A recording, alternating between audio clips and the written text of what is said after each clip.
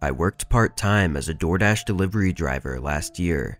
I had another job at a clothing store, but on certain days I would actually make more money doing deliveries due to more people ordering on specific days. So on those days I'd spend most of my night driving around. Doing this for almost 6 months at the time, I had gotten very familiar with it and it was kind of just second nature. To make things better, my town rarely had any traffic, even during rush hour. Anyways, it was a regular night of delivering and I had just picked up a large order from a fancy restaurant and began making my way to the customer's house. Big, expensive orders are always the best ones to do. These orders pay more and really didn't take any extra effort compared to other deliveries, so it kind of just felt like a bonus. I pulled into the neighborhood of large homes, which made sense considering the size of the order and the fancy restaurant. It was a very foresty area, with most of the houses hidden behind long driveways that went into the trees. The customer's house wasn't too far into the neighborhood though, it was only a couple minutes down the road. Usually I'd park on the side of the street and walk up to the front door, but with driveways like these, I would obviously just go down them to get closer to the house since they were so far away. But as soon as I turned onto the driveway, I slammed on my brakes. There was a chain held up by 2 pillars on either side of the driveway, blocking the entrance. I'd seen these before, but I'd rarely ever see the chain actually connected. I figured they'd just forgotten to undo it, so I got out of my car and made my way over to the pillar on the right side. I immediately noticed there was a lock on it that required a key, preventing me from just removing it. I stood there annoyed, and looked down the driveway, but I couldn't even see the house from where I was, so I went back to my car and grabbed my phone to call the customer. A man answered after the first ring, and I explained that I was their DoorDash driver and that the chain was blocking the entrance to their driveway. He responded, saying that there was no easy way to unlock it right now, but the house wasn't very far down, so I shouldn't have to walk very far. I pretended to be nice and said okay and hung up. Typical rich family, I whispered to myself as I reached into the passenger seat to grab the large bag of food. I made sure to lock my car, then walked around the chain and down the path. About a minute into the walk, I started getting a little nervous. It was really dark, and they didn't have any lights on the side of their driveway. I still wasn't able to see the house yet either, which I thought was strange since they had told me that it wasn't a long walk. Then I heard crunching footsteps coming from the dark trees to the left of me. I stopped and stared at the direction they were coming from as they came closer and closer. I began to make out a figure of a man holding his hand up as if to say hello. "Who are you?" I asked, trying to hide my shaky voice. The man joined me on the driveway and explained that he was the one I just talked to on the phone. I was still uncomfortable and asked what he was doing. He took a step forward, then began saying that the driveway took a sharp turn up ahead, and it was actually a shortcut to go through the trees, so he figured he'd meet me halfway since it was a long walk for me. I found this whole situation to be really strange, and he had said on the phone that it was a short walk, but now he was admitting that it was long. It just didn't add up. The man stood a few feet away from me and held his hand out for the bag. I hesitantly stepped towards him and handed him the food. He thanked me and turned around to head back the way he came, but then he stopped and turned to face me again. "I forgot to bring your cash tip," he said, looking me in the eyes. Something about the way he said it made me extremely uncomfortable, so I said don't worry about it and started walking back down the driveway to my car. "It's just a quick walk through here. If you want to come with me, I can drive you back to your car once I give you your tip." I didn't respond and began walking faster down the dark driveway. A few seconds later, I heard leaves crunching as the man walked back into the trees. I was just glad he didn't try to follow me. Once I got back to my car, I drove off quickly and ended my deliveries for the night. When I made it home, I reported it to the police just in case, and an operator said they would send an officer down to talk to the owners of the house.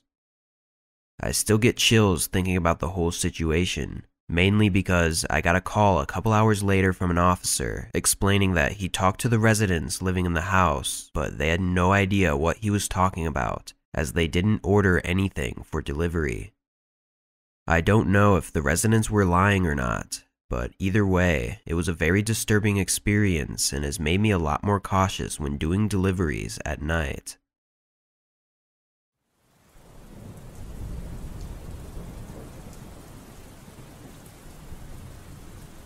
It was a regular night of delivering pizzas around my town, and I was in the middle of heading to probably my 8th or 9th customer of the night. I typically just play music and kind of space out as I drive between the houses and the restaurant, as it can get really boring after a while. But as I made my way down the dark, empty roads, I noticed a couple warning lights on my dashboard suddenly turn on. It was a little alarming, but they weren't anything important, so I continued on. My car was pretty old and had a lot of miles on it, but for the most part it did well, so I figured it must just be a false alarm or something. Unfortunately though, as I continued down the road, more and more warning lights began to turn on, before the check engine light flashed and eventually my car sputtered to a stop. I'd never had a car break down on me before, so I honestly wasn't too sure what to do. The first thing I did was try the ignition again, just to see if it would start back up, but it was completely dead. I looked around and noticed I was pretty far from anywhere useful. I knew where I was, as I'd driven down this road many times before, but the nearest place that would be open at this time was a gas station that was about a half-mile away.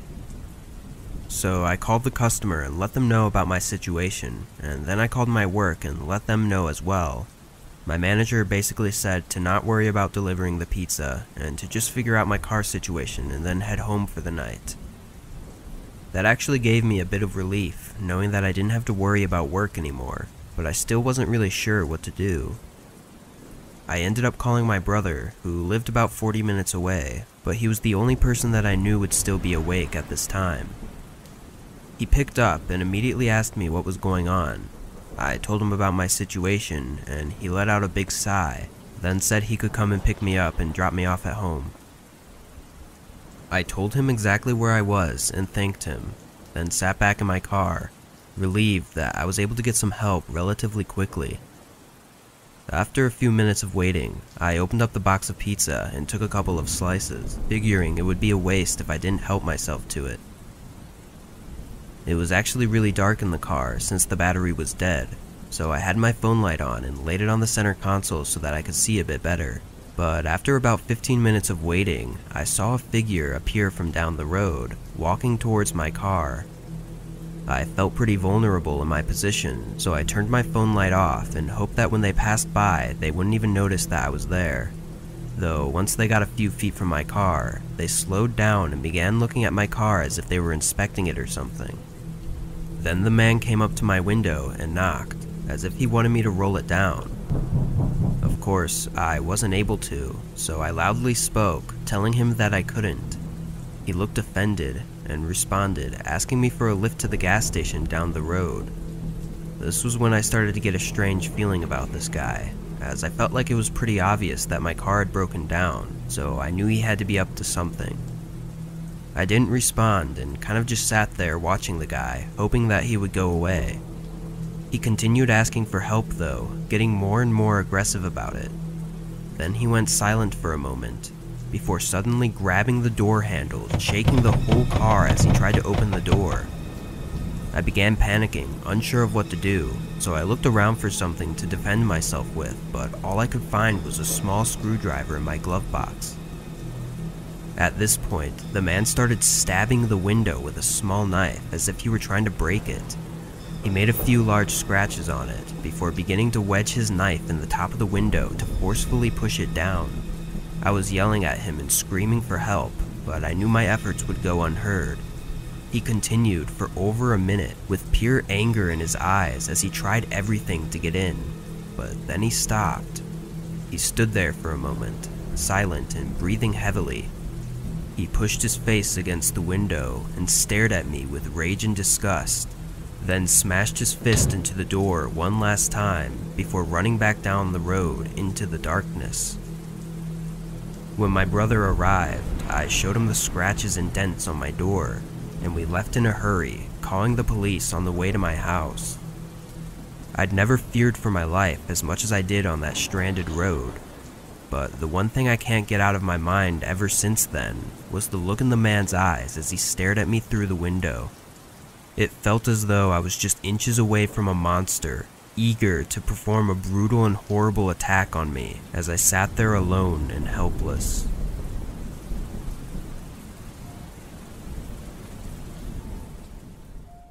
During college, I worked at a small restaurant that was open late, which was usually 1 a.m. most nights. Most customers would either come in and order or call an order for pickup, but every once in a while, someone will ask for a delivery.